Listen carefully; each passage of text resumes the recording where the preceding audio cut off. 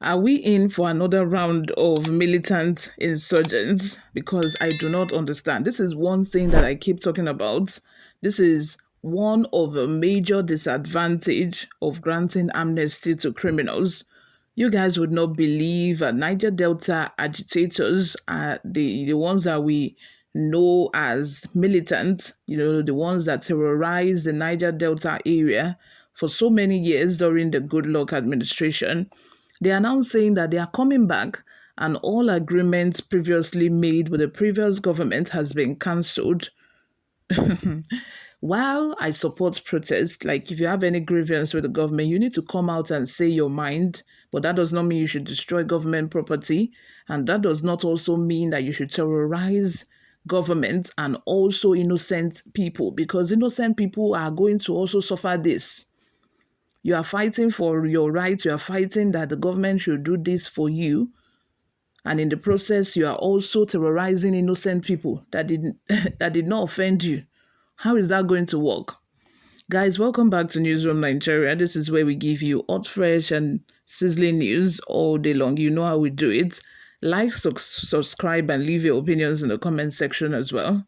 Breaking news: Niger Delta agitators launch Operation Hunger Lion, cancel all ceasefire agreements.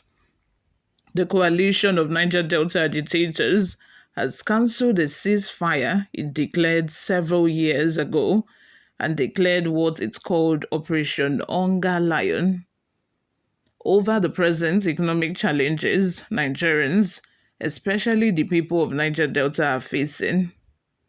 The coalition announced their decision in a statement issued on Saturday after their emergency meeting, where they reviewed the state of the nation, especially as it affects Nigerians, Niger Delta people, and the present economic challenges in the country.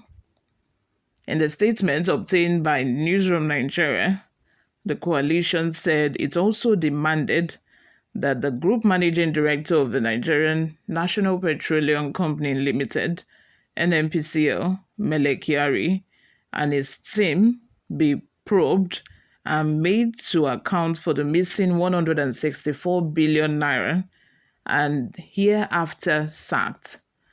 The coalition said, "We have observed that the present corruption in the country has reached its peak, especially in the Ministry of Petroleum Resources, NNPCL, power sector, education and steel. While we waited and hoped for a change in attitude from the people saddled with the responsibilities in the aforementioned ministry and agencies, it is now obvious that they are not willing to change or toe the path of honor and be accountable." The coalition unanimously resolved as follows: "We hereby want to state that NNPCL, being the current importer of petroleum products in the country, has failed woefully with a high level of corruption and fraud, despite selling fuel for over 700 naira per litre. The citizens are subjected to constant torture and suffering before they can buy fuel. A kilogram of cooking gas is over 1,500 now, and even kerosene is no longer affordable by the citizens anymore. Mr. Mele Kyari and his team should account for the missing 164 billion naira from the coffers of the NNPCL with immediate effect. This can only happen when incompetent and wicked people are saddled with responsibilities over the people. We want to state here that before the appointment of Mr. Mele Kyari as the GMD of the NNPC, the Port Harcourt and Warri refineries were still functional and production was at 60%. However, as soon as Mele Kyari took over as GMD of NNPCL, all the refineries were automatically shut down for reasons best known to him, as is coyote despite the billions of naira budgeted by the federal government every year to revamp and resuscitate these refineries, yet none is working. Mr. Melekari should explain the ownership of a refinery in Malta, where his cronies normally export our crude, refine and import it again to us at higher cost. The reason why they keep sabotaging every effort to make Nigerians' refinery productive, the statement further noted, it is with deep sense of responsibility that we state here that NDDC and the Ministry of Niger Delta Development and Presidential Amnesty Program is a scam and conduct pipe and not useful to the people of the Niger Delta. The Ministry of Niger Delta has not executed any life-touching project or intervention in the region, while NDDC, at the other hand, is being used as a conduit pipe by politicians at the detriment of the Niger Delta people. It is pertinent to note that the road projects constructed by NDDC in the Niger Delta region are substandard and do not usually last up to 3 years. The government should release funds owed to the NNDDC and the Ministry of Niger Delta to fast-track development in the Niger Delta region, while we call on the government to probe the past board of NDDC and former ministers in the Ministry of Niger Delta over failure and fraud.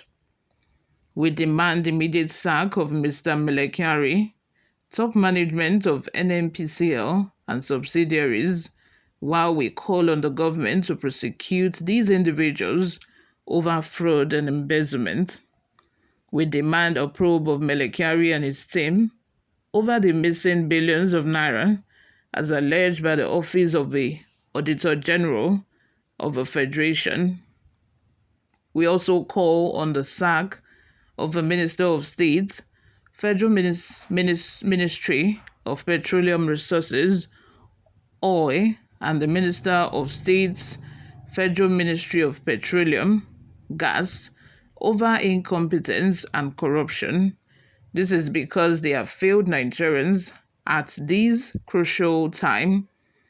Ensure for Bakassi freedom fighters, Major General Ibinabo, S4, for the Niger Delta Movement for Justice, Major General Duke Amansin for Niger Delta Fighters Network, Major General Inibehe Adams for Niger Delta Freedom Mandate, and Major General Abiye Taria for Niger Delta Development Network.